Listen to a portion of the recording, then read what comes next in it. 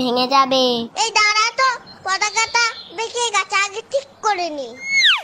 এই জগন্নাথ ঠাকুরটা বাঁদিকে রাখ। না, জগন্নাথ ঠাকুর ডান দিকেই থাকে। বলছি বাঁদিকে রাখ, তুই বেশি জানিস। ঠিক আছে, তাহলে মাকেই জিজ্ঞাসা করে নি। মা, জগন্নাথ ঠাকুর কোন পাশে থাকে? বাঁদিক না ডান দিক? তোমার সামনে থেকে ডান দিকে। দেখলি তো কি বললাম। শোন না ভাই, তুই এই বাজনাটা বাজা, আমি রথটা টানি। না, তুই এই বাসনাটা বাজা, আমি আগে টানবো। বলছি তো আগে আমি টানবো, দে আগে আমায়। তুই সস্তা, আমি আগে টানবো। আমি সবটা সাজিয়েছি তাই আমি আগে টানবো। না, তুই সর, আমি আগে রথ টানবো। না, আগে আমি টানবো। এই যা, রথটা ভেঙে গেল। দিদি দিদি, তুই কাঁদিস না, আমি তো রথটা ঠিক করে দিচ্ছি, প্লিজ কাঁদিস না। এই দেখ, জয় জগন্নাথ।